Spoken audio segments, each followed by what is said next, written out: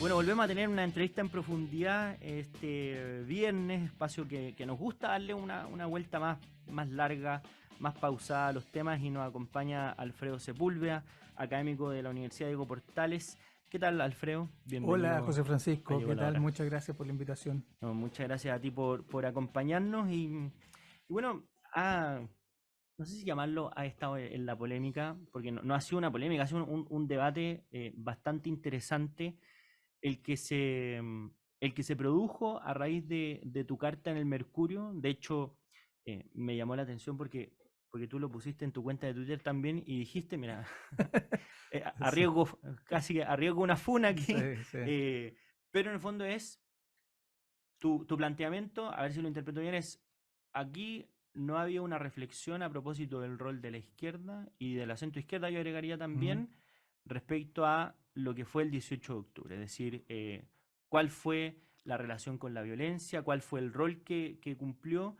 Y además, tú después en una entrevista en La Tercera dijiste, oye, si esto es observación, no ha habido discusión, no es que Así esto es, no es valorativo, es así mira, es. descriptivo. Exactamente, eso es el punto. Y habría que agregar que el próximo año se cumple otro aniversario múltiplo de 5, que es el aniversario justamente del 18 de octubre de Sí. 2019. O sea, ya que estamos con conmemoraciones, mi reflexión a partir de esa carta fue, bueno, ya que estamos hablando de conmemoraciones, hablemos de esta, que nos cuesta mucho más, Mm, porque está más cercana y porque todos los actores políticos están vigentes, no están muertos. claro. Y porque yo creo que efectivamente hubo un rol de la izquierda, y yo creo que tú tienes razón también, de la centroizquierda, de haberse transformado al menos en una oposición desleal, no al gobierno que estaba entonces, que era el presidente Piñera, sino que al sistema democrático. Mm. O sea, lo que pasó fue muy, muy grave. eh, Estuvo a punto yo creo que la democracia estuvo a punto de volar por los aires de maneras que no sabemos, o sea, Claro. no sabemos qué hubiera pasado, sí, No es la forma clásica al menos, no es no un... en las formas claro. clásicas, sí, pero a mí me pareció que efectivamente, como tú dices, la centroizquierda y la izquierda no han hablado de ello, Mm. no han hablado del rol que tuvieron, no han hablado de un rol que a mí me parece, pero puedo estar equivocado, que fue un rol fundamentalmente de omisión de la preservación del sistema representativo que tenemos. ¿Y por qué? ¿Por qué se produce esta deslealtad, como tú lo dijiste, a las instituciones democráticas? Porque en esto, como además, esto, uno hace los paralelos, obviamente guardando todas las proporciones y todo, pero a propósito de los Mm, 50 años, claro, uno de un día para otro no es que esté dispuesto a ser una oposición desleal. mm, Hay una seguidilla de hechos que quizás lo llevan a eso. Em, y cuesta identificar quizás algún momento preciso o un cúmulo de eventos que uno diga, oye, mm. mira, esto aquí ya ayudó a la oración de la política. Porque además el diagnóstico de ahora es, bueno, la política estaba tan fragmentada, había un problema de gobernabilidad que, bueno, hizo que estallara todo, básicamente. Claro. Y esa es como la justificación del estallido.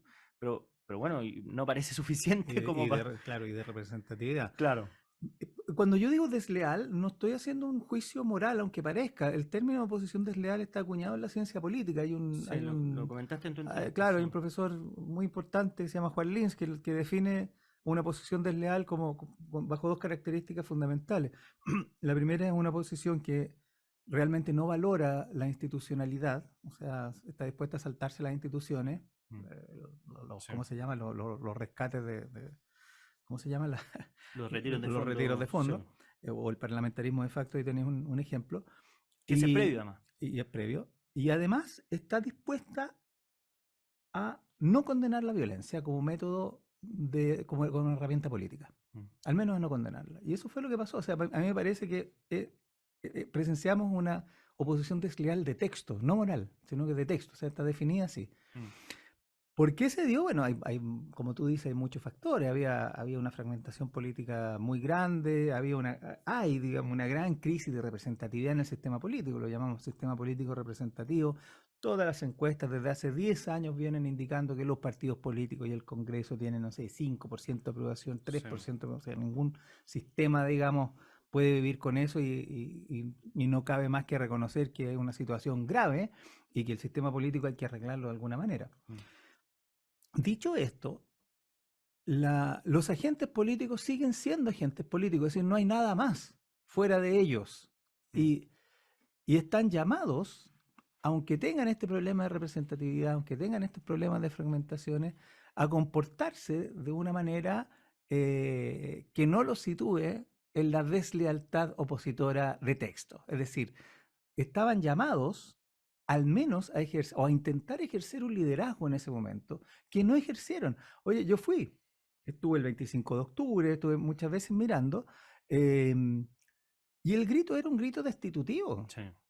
O sea, Piñera, asesino igual que Pinochet, renuncia a Piñera, ¿Dónde estaba la voz de esos agentes políticos diciendo, con esto no se juega? Al menos, si yo no digo que no puedan hacer oposición, evidentemente el rol de la oposición es hacer una oposición.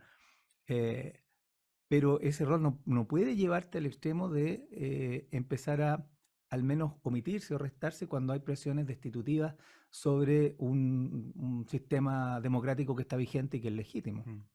Y en ese sentido hubo como una especie de descolocación, tanto del mundo político, de todos los sectores, un poco como algunos diciendo ya, ¿cómo nos subimos a esta ola? Y otros como, como intentamos evitarla o sus consecuencias más graves.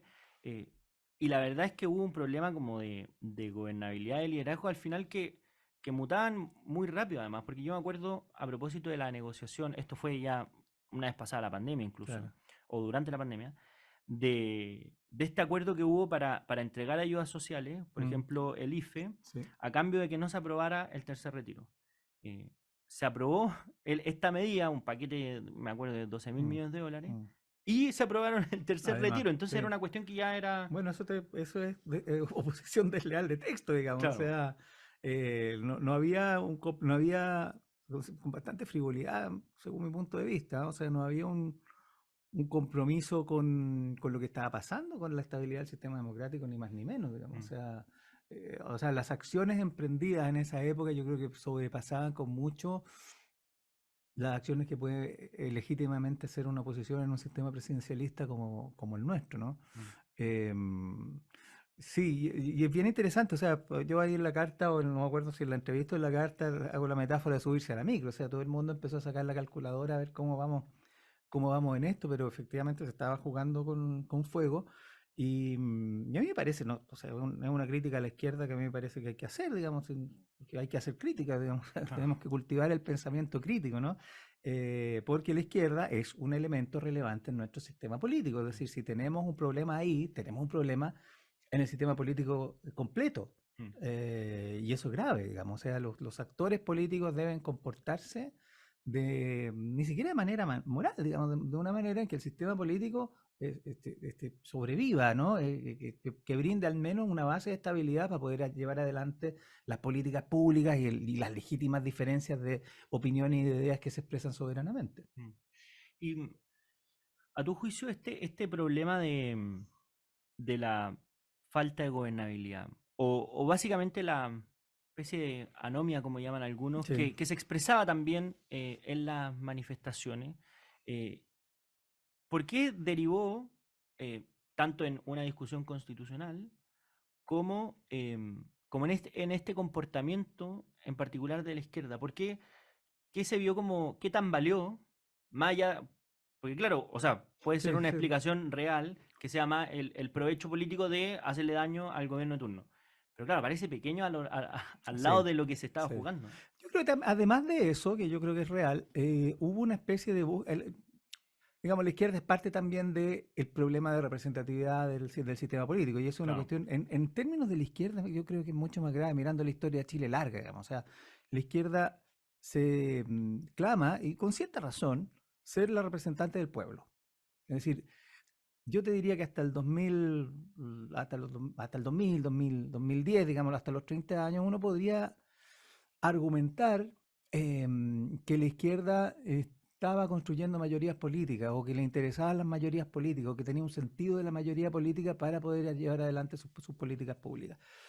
Eso se rompe de alguna manera, yo creo que a partir del 2011, y empieza una búsqueda que tiene que ver con este olvido, digamos, de los 30 años, una especie de vergüenza de los 30 años, y empieza una búsqueda de sentido y las cosas van pasando muy rápido y creo que no hay una potencia intelectual, digamos, para hacerle frente a la calle. Las tendencias de la calle siempre son extremas, digamos, o sea, siempre va a estar el anarquismo en la calle, siempre va a estar el lumpen en la calle, siempre va a estar junto con la protesta legítima, Claro. ciertamente, ¿no? Eh, pero no hubo una reflexión, y yo creo que porque no hubo una fuerza intelectual que detuviera esta autoflagelación con respecto a los 30 años, no hubo una reflexión fuerte sobre el sistema político y sobre su valoración, ¿no? Y simplemente no la hubo. Y la izquierda estaba, digamos, mirando las encuestas, asustada frente a sus posibles perspectivas electorales, intentando conectar, comillas entre comillas, con la ciudadanía, mirando como símbolos concluyentes, cosas que podían haber sido muy pasajeras, digamos, o sea, había una pérdida de sentido intelectual, creo yo. Y ahí yo hago esta diferencia entre izquierda y centroizquierda, que a veces es una frontera que es difícil de elaborar, porque hay una cuestión que tiene que ver con los contenidos, pero también como con la alianza, o sea, todo esto va evolucionando. Pero al menos lo que corresponde a la exconcertación, o lo que hoy día llamaríamos socialismo democrático, más la democracia cristiana, eh, sufrió como a mi juicio, doble emplazamiento, que es uno, a propósito de los 30 años, y un poco esta rememoración, o sea, recuerdo de esta discusión entre lo autoflagelante y lo Claro, autocomplaciente, donde, que es de los 2000, de los claro, 90, sí. pero además en un momento donde lo autoflagelante era el 99% de los que al menos expresaban públicamente su opinión, lo autocomplaciente muy poco, y además que no estaban en un rol activo. Eso también me llamaba la atención, que los que ponían los puntos de diferencia eran quienes ya no estaban activamente en política, es decir, todos aquellos que dependían de una elección Claro. o estaban ejerciendo algún cargo, todos ya están en el paso de lo autoflagelante. Y por otro lado, que les surge otra fuerza política que no solamente emplaza al sistema político en general, sino que a ellos en particular. Así es. ¿Cómo enfrentan, a tu juicio, el socialismo democrático o la exconcertación ese cuestionamiento institucional hacia ellos? Yo creo que le faltó, a ver, para mí por lo menos, la diferencia entre centro izquierda e izquierda no es retórica. La centro izquierda está definida por los 20 años, los 30 años de gobierno que fueron, que toda la evidencia te dice que fueron los más pacíficos y prósperos de la historia de Chile. O sea, es una cuestión, si tú miras la historia larga, o sea, todos los datos pero son superlativos, ¿no? Sí. Que van en ese sentido. Esa idea es una idea que a la izquierda en general le cuesta, y es la idea de aceptar el capitalismo, por decirlo de una manera gruesa, ¿no? Claro. O sea, es aceptar que el mercado es el distribuidor de la riqueza y no hay una fuerza, y no el Estado. Y está diseñado así, y lo que teníamos nosotros en esos 30 años, no creo que yo haya sido neoliberalismo, estoy en contra de esa idea. Lo que teníamos es un sistema de libre mercado abierto con muchas correcciones por parte del Estado. Y eso se fue generando, también se fue generando durante los años de la concertación una institucionalidad, digamos, no reformista, sino que de evitar los excesos o de dejar los espíritus animales, como dicen los economistas libres. Fiscalía Nacional Económica, Tribunal de Defensa de la Libre Competencia, regulaciones, las pensiones del segundo gobierno de Bachelet en algún momento van en eso. Teníamos un sistema que era capitalista, pero con una gran intervención del Estado en el sentido correctivo, ¿no? Claro. La izquierda nunca ha aceptado eso. La izquierda sola, sin apellidos, sigue manteniendo la superación del sistema capitalista de alguna manera. No lo llama ahora marxismo, porque no tiene ningún sentido, ¿no? Pero sí busca algo que no está en realidad en la parrilla de herramientas en el mundo, que supere aquello, ¿no? Claro. Y yo creo que finalmente la discusión intelectual, que no sé si se llegó a dar en estos términos, fue en ese sentido, y por fuerza generacional, digamos, porque tiene más épica, por un sinfín de razones, la segunda idea empezó a ser hegemónica en la izquierda. O sea, había algo raro en el modelo de la concertación, algo malo, algo que había que cambiar, y ese cambio tenía que hacerse fuera de este sistema correctivo que teníamos. Pero ¿por qué no hubo defensores en la centroizquierda activa de esa idea? De esa, al menos públicamente, y de hecho la candidata presidencial que llevaron después, que era Yanna Proboste, bueno, era Sí, de las más de izquierda del sí, sí, Senado, sí. o sea, Bueno, y después al principio partió, ¿te acuerdas? Como sí, un pues era la elemento de de los unión acuerdos. de los acuerdos y después Claro, se fue para el otro lado. sí. Es una buena pregunta, no tengo la respuesta. Yo creo que tiene mucho que ver con la construcción de símbolos, que también es una cuestión que hay que mirar del estallido social. Mm, Fue una cultura que explotó muy rápido, una cultura espontánea en la que se llenó de símbolos que no conocíamos, los claro, perros sí. matacpacos, los grafitis, las canciones. Cambiar el nombre a Plaza Dignidad y que sea Claro, un claro, hito. mucho que tiene que ver con anime japonés, mucho que tiene que ver con la Mm, cultura urbana, con las canciones, con los cantantes sí, urbanos, Pailita, todo eso. Toda esa gente venía hablando en ese lenguaje de hacía muchos años y el sistema no lo veía. mm. Entonces, bueno, es una tesis, no me puede ser rebatible, pero los viejos políticos, digamos, se encontraron con este nuevo lenguaje que no entendieron y quedaron simplemente offside. Mm. Bueno, interesante punto. Vamos a seguir conversando con Alfredo Sepúlveda. Nos tenemos que ir a una pausa, pero volvemos en un par de minutos, no se vayan. Bueno, y seguimos conversando con Alfredo Sepúlveda, académico de la Facultad de Comunicación y Letras de la Universidad Diego Portales, precisamente sobre el 18 de octubre, su análisis, qué ocurrió básicamente, sobre todo en el mundo de la izquierda respecto al compromiso con la institucionalidad en ese momento, la lealtad o deslealtad de oposición, en términos que ya explicó Alfredo. Y desde ese punto de vista, entre esta relación de la izquierda y centroizquierda en lo que ha pasado después del 18 de octubre, pienso en particular en, bueno, después de la pandemia, haber ganado el gobierno, haber generado una alianza ad hoc, básicamente, donde se reestructura un poco el mapa político, especialmente dentro de la centroizquierda, em, pero hoy día con diferencias que cada vez se hacen más quizás profundas y públicas, Mm, que llaman la atención, los emplazamientos que hemos visto en estos últimos días a propósito, no sé, de la ley de mm, usurpaciones, mm. eh, no son tan menores los emplazamientos que se hacen. Entonces, esta relación, que tal como tú dijiste, es una cuestión, una diferencia de fondo, pero que se aunaron políticamente, tiene un futuro más o menos complejo. ¿Cómo estás viendo tú esa relación? Bueno, se aunaron políticamente por nuestro sistema electoral, porque existe segunda Claro, vuelta, ¿no? Si sí. no, estaríamos en otro, digamos, en otro escenario. Se aunaron políticamente también porque no tienen otra alternativa, no tuvieron otra alternativa. La apuesta inicial del gobierno del presidente Boric no había proyecto político, el proyecto político era el resultado de lo que emergiera de la convención constituyente Mm, del 2022, que fue rechazado. Más proyectos, porque ¿cómo se llama? El el programa del programa. gobierno estaba supeditado a eso, o sea, Sí. fue un gran hiato y una gran pausa, lo que te demuestra que yo creo que de alguna manera esto fue una especie de sorpresa, ¿no? Como la caída de los acontecimientos fue tan rápido que una generación o una parte del sistema político, una parte de la izquierda que estaba en la cola lógica para gobernar en algún momento adelantó Mm, eso y llegó a la moneda. Y bueno, trajeron a los técnicos. Se pensó en algún momento como que lo que se llama el socialismo democrático iba a proveer al gobierno del conocimiento técnico de cómo funcionaba el Estado. Eso rápidamente ha mutado y ahora es claro. el principal actor político. Paralelos con la historia, sería medio rápido decir que hay un paralelo con la Unidad Popular y las dos almas de la Unidad Popular, el Mm, alma más, la vía chileno socialismo representada por el presidente Allende del Partido Comunista y el Poder Popular representado por todo el resto. No me parece a mí que sea tan así. Fíjate, yo estaba pensando mucho estos días, menos conocida la historia de Chile, pero me parece a mí que esto va a derivar en una especie de ibañismo. El gobierno del presidente Ibañez, el segundo, fue un gobierno que partió solo mm, y estuvo buscando en el sistema político todo el rato quién lo acompañaba. Primero lo acompañaban los socialistas, fue una locura, la única sí. vez que los socialistas se han aliado con la derecha, lo que les costó muy caro también.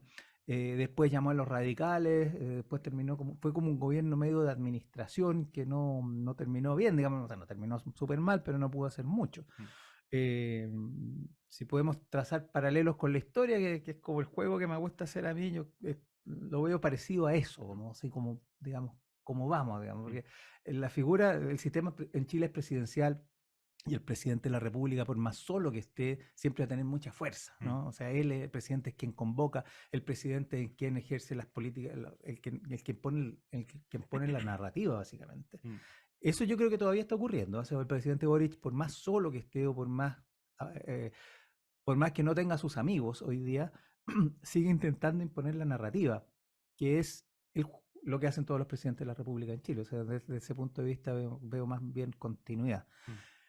Pero sí creo que va a terminar, digamos, no tiene muchas otras alternativas, no va a llamar a la derecha, así que va a tener que convivir con lo que fue la concertación de aquí hasta que termine su periodo. Claro, y ahí el punto común entre el gobierno anterior y este es que básicamente como las perspectivas que tienen en los últimos 2 años o 3 años de gobierno es administrar lo que hay. Porque después del 18 de octubre, lo que se decía al También se presidente hizo. era como, Sin oiga, proyecto, usted administre, su proyecto político sin fracasó. proyecto político. Bueno, de hecho, después ya lo acusaron constitucionalmente, ya que era que otra deriva que tú también la mencionaste, que es bien interesante, sobre todo por los momentos en que ocurre, Claro, cuando después incluso el 15 de noviembre. claro. Y parece que la perspectiva del presidente Boric también es lo mismo, como, mira, administra lo que hay y navega con eso. Que es muy grave, Es muy grave, es muy sí. grave porque los proyectos políticos, y no es relevante aquí si a uno le gustan o no le gustan, los proyectos políticos están sancionados por una elección soberana y democrática, o sea, es la voluntad del soberano Sí. que ese proyecto se ejecute. Y si no se ejecuta, bueno, tenemos un problema grave en el sistema político. Claro, porque uno puede entender que en el diálogo con la oposición que está en el Congreso, claro, se maticen los Exactamente, proyectos, sí, pero como no pero que, eso que es no el se juego haga, no democrático, se haga en absoluto, pero no que puede es lo ser que ha cero, pasado. ¿verdad? No puede Claro. ser cero. O sea, este gobierno tiene una obligación que yo creo que también viene de la parte sensata del estallido social, que era pensión, educación, salud. Sí. Eh, en el estallido también hubo un cierto consenso con una agenda social completamente extraviada, Abandonado, sí. abandonada. Y bueno, y esas cosas que van a quedar en el aire, vamos a esperar 2 años más. Es grave. Sí, eso es un buen punto.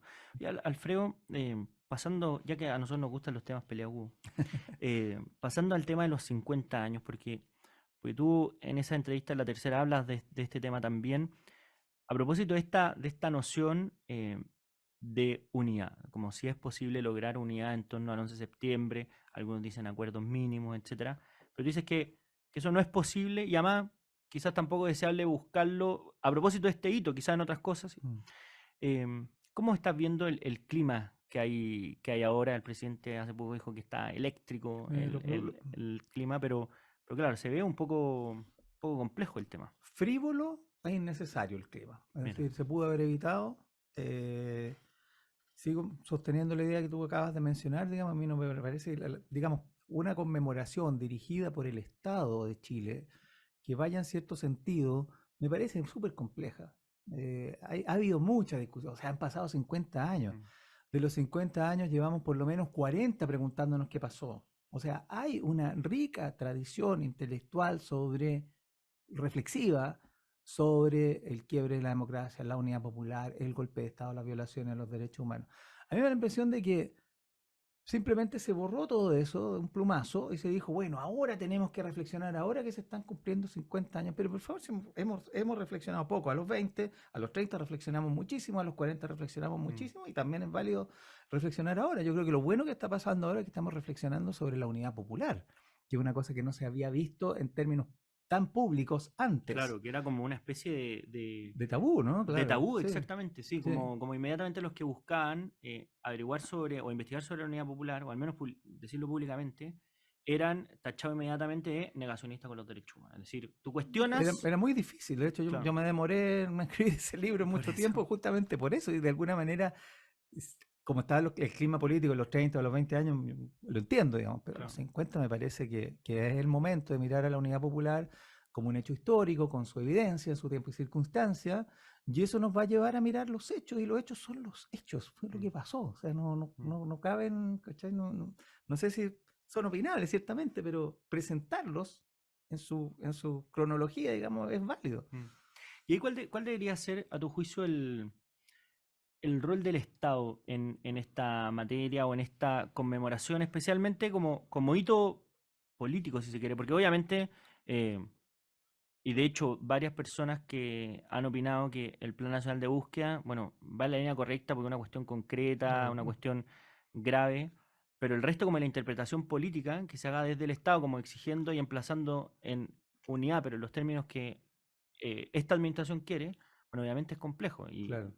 Bueno, el Plan Nacional de Búsqueda es una obligación del Estado, una política pública de hechos atroces cometidos por el Estado. O sea, Sí, uno no puede estar más, yo por lo menos no puedo estar más de acuerdo con algo así. Me parece que es una política, ojalá funcione, digamos, y que tenga, que sea eficiente y que tenga éxito. Dicho eso, a mí me asusta un poco cuando el Estado se pone a hablar de historia, fíjate. Me parece que no es su rol. El Estado no está para eso, digamos. O mm, sea, el peso que tienen los funcionarios públicos, el peso que tiene el presidente de la República sobre lo que se dice, lo que no se dice, digamos, es muy fuerte. Y sí, creo que se ocupa el cargo de cierta manera, digamos, el cargo no sé si está para eso o no creo que ese cargo sea para eso como primera prioridad, ¿no? Es un mm, cargo que debería mirar mucho más a futuro, un cargo que está ahí para asegurarnos paz y prosperidad, básicamente, y eso son miradas de futuro.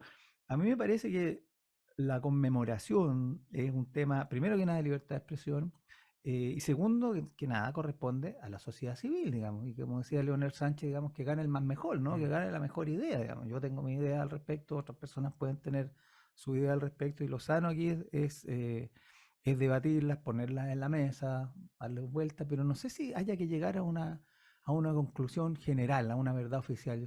De hecho, soy profundamente contrario a una especie mm. de verdad oficial. No, no me refiero a las violaciones de los derechos humanos, Sí, eso está contenido ya en Reddit y en Valex, eso es verdad, eso es una evidencia. Pero tener una verdad oficial sobre las razones del quiebre de la democracia, yo preferiría que no, fíjate, para eso estamos los académicos que pasamos discutiendo y en buena hora, digamos, de eso se trata. mm. Claro, esto no es. Qué buena esa distinción, porque esto no se trata de cuestionar la información que existe. Se trata como de lo que tú mencionaste, de la interpretación que se le da a los hechos históricos. Y que claro, que bueno, incluso Isabel Allende en una entrevista lo dice, oye, esto es una pretensión, bueno, Ascanio Cavallo también lo acaba de decir, una pretensión imposible, ¿no? Y además Imposible, claro. que quizás no es deseable tampoco. Vamos a hacer una breve pausa. Seguimos conversando con Alfredo Sepúlveda, académico de la Universidad Diego Portales. Y seguimos conversando con Alfredo Sepúlveda, académico de la Facultad de Comunicaciones y Letras de la Universidad Diego Portales, a propósito de la efeméride de los 50 años, el rol que debería tener el Estado, el ambiente político que hay a continuación de esta fecha. Y la gran pregunta o una de las preguntas, Alfredo, que además es una cuestión que tú mencionaste en tu entrevista, es ¿por qué 50 años después esto sigue siendo materia de división política actual? Porque uno podría, claro, si uno no se pone de acuerdo en los hechos del pasado, lo entiendo, pero pareciera que se está haciendo política, y lo vimos en el Congreso sobre todo, política actual, como para Mm, emplazar o a la oposición o al gobierno, en base a los hechos de hace 50 años. mm, Y tú en la entrevista mencionabas, a propósito de que buscaste qué pasaba 50 años después de la guerra civil, mm. y tú dijiste, oye, a nadie le Nada, importó y con nada. suerte una cuestión sobre, Trenes. claro, sobre trenes. Balmaceda y los trenes, sí. Sí. ¿Qué ocurre que se está haciendo política desde hace 50 años? Yo creo que tiene que ver también con un sistema cultural que es bastante distinto de 1941, en el cual los Mm, medios de comunicación son omnipresentes, tenemos la fuerza de la imagen, o sea, hoy día uno puede revivir, digamos, el golpe de Estado de 1973 en YouTube. sí. Ah, Bueno, es claro, es un buen O sea, punto. tenemos Es muy gráfico. la fuerza de la imagen en movimiento, cosa que no existe con la guerra civil de 1891. Eso contribuye a memoria, digamos. Em, Está el tema de los mil y tantos detenidos desaparecidos que no Que no, sabemos nada, que claro. tiene que ver con el Plan Nacional de Búsqueda. Es decir, ahí efectivamente hay un dolor en la sociedad chilena que está relacionado con la política, que es real y que existe, digamos. Eso no existía tampoco en 1941. O sea, esa es como la parte que a mí me parece que es evidente y que de alguna manera nos determina, y no sé si se puede hacer mucho por cambiarla, y no tengo una opinión negativa con respecto a eso, es lo que nos toca vivir. Otra cosa es el sistema político en sí, de alguna manera intenta volver al viejo clivaje de dictadura-democracia Claro. para sacar réditos políticos de corto plazo. Ese clivaje, dictadura-democracia, yo creo que esto no va a durar mucho. El clivaje dictadura-democracia terminó, a mi juicio, en 2011. En 2011, la juventud chilena salió a demandar los frutos del capitalismo, que no estaban siendo entregados. No estaban siendo entregados en educación, en salud ni en pensiones. Y salió a la calle, y la generación del presidente Boric sale a la calle, no sale a la calle diciendo, compañeros, queremos aquí un sistema marxista. Lo que sale a la calle es, entréguenos la promesa, Mm. entréguenos los frutos del capitalismo. Eso yo creo que revienta la discusión democracia-dictadura, porque además era una generación que no había vivido esto. ¿Ah? Yo creo que ese es el clivaje que tenemos actualmente, no ha terminado. El estallido social en muchas maneras fue eso también. No fue menos capitalismo, Claro, fue fue. que el sistema funcione, que el sistema capitalista que tenemos funcione de una manera decente para todos nosotros.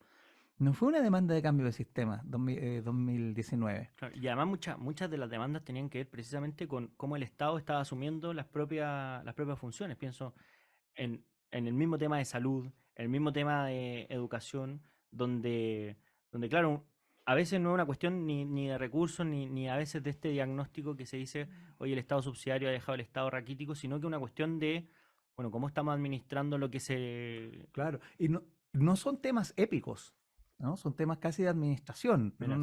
no son temas como era antes, dictadura y democracia era un tema Ah, épico, violaciones de derechos humanos un tema épico, mm, ¿no? O sea, cuando el político se instala con una épica, tiene un punto de partida mucho más grande que el político que se instala con una mera base de administrativa, digamos. mm, Pero yo creo, sinceramente, que los tiempos actuales son administrativos. La democracia, si estuvo en peligro por lo que habíamos hablado en principio, mm, por una oposición desleal que, que no sopesó el riesgo que tenía el sistema democrático representativo.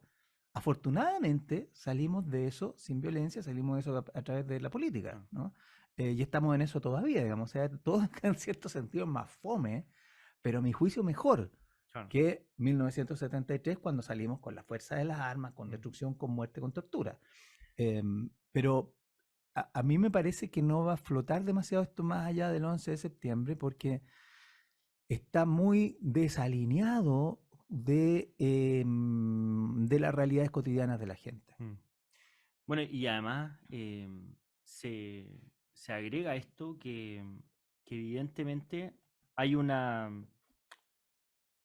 problema que se producía antes, sobre todo antes del 73, donde las visiones eran omnicomprensivas y excluyentes entre una y Era otra. Es decir, excluyente, como absolutamente.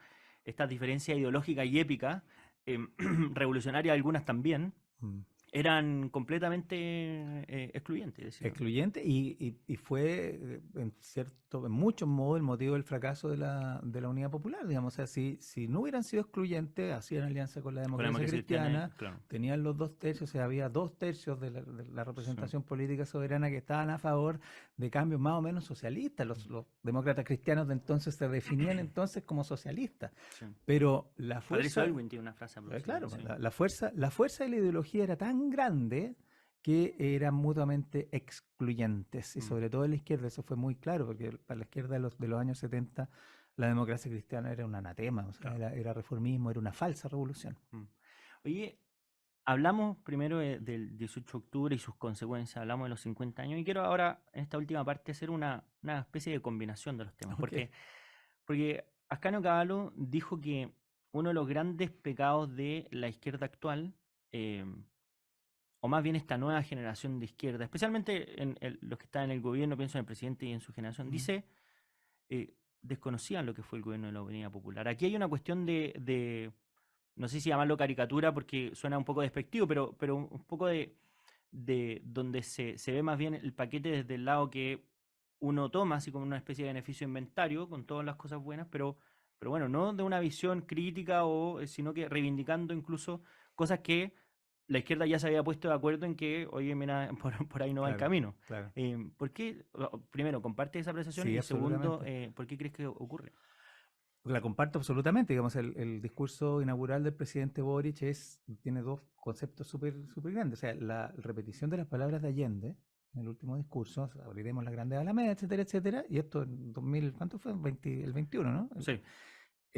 Y la idea de las grandes transformaciones, que ahí puedo tener un segundo. La idea de las grandes transformaciones son palabras grandes, y yo creo que esta nueva generación identifica sus grandes transformaciones, o sea, el proyecto inicial del programa de gobierno de Boric, con las grandes transformaciones de la Unidad Popular. Y son dos cosas absolutamente distintas. La gran transformación de la Unidad Popular era un cambio radical y absoluto del sistema político y económico en Chile. Y era un proyecto de socialismo marxista, esto no hay que olvidarlo, ni es peyorativo. Claro, Ellos querían, el proyecto de modernidad de la izquierda de 1970 era el marxismo. Lo consideraban moderno, lo consideraban deseable. Miraban hacia Alemania del Este y veían un país próspero. Y decían, caminemos hacia allá. Y eso implicaba la transferencia de la riqueza del país de una clase social, y esto es muy importante, porque se hablaba en términos de clase social, de una clase social que era la burguesía a otra clase social que eran los trabajadores. Eso era la Unidad Popular. Gabriel Boric es otra cosa. Incluso el proyecto original de Gabriel Boric es otra cosa. Son grandes transformaciones en las condiciones de vida de las personas dentro de un sistema que podemos llamar capitalista todavía, ¿no? Entonces yo creo que hay una confusión intelectual, hay una especie de tratar de juntar estas dos cosas, pero no lo son. Yo no me gusta hacer contrafactualidad, pero me pregunto qué hubiera pensado la Unidad Popular de este programa de gobierno. Claro. Yo creo que lo hubiera identificado con Frei Montalva, lo hubiera identificado con la democracia cristiana, Con el porque la reformismo, democracia, en el fondo. claro, con reformismo, la democracia cristiana fue súper progresista, ¿no? Incluso en temas de feminismo, digamos, tenemos la partida del control de la natalidad y todo eso en esa época. Entonces, hay como una suerte de adosar simplemente la palabra, pero no adosar el concepto real que hay detrás del evento histórico que conocemos como Unidad Popular. ¿Y ahí por qué? Porque importa más el símbolo, es una cuestión generacional, es una cuestión de simplemente ausencia de contenido, porque obviamente, bueno, es un muy buen punto en que planteas tú, son cuestiones muy distintas, reivindicando cuestiones que ya obviamente han sido superadas por la misma izquierda, con toda esta discusión profunda que se dio, sobre todo en los 80 y después, Claro. incluso un poco antes también. eh, pero ahora, claro, con una agenda que tú lo dijiste, como cómo se aprovechan mejor los frutos del capitalismo y se cumple la promesa Claro. en vez de ofrecer un cambio radical. Y se vio como reflejada esta contradicción en esta frase del presidente que dijo, bueno, una parte de mí quiere derrocar el capitalismo, y después la vocera de gobierno, Camila Vallejo, del Partido Comunista, dice, no, se refiere a la socialdemocracia, y uno dice, ya, bueno, pero es que conceptualmente, ¿dónde El estamos? Partido Comunista también ideológicamente está muy desfasado para seguir llamándose así, digamos. Claro. O sea, no consigo que no sea marxista el Partido Comunista todavía.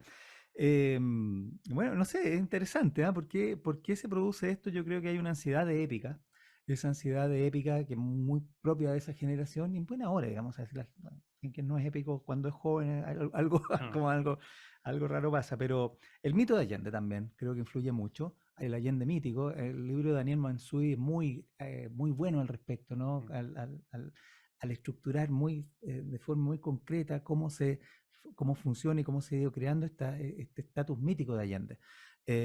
Allende, de partida, es un presidente que muere en su puesto de trabajo y que muere bombardeado y agredido por bala, digamos, ¿no? Muere este gesto del suicidio.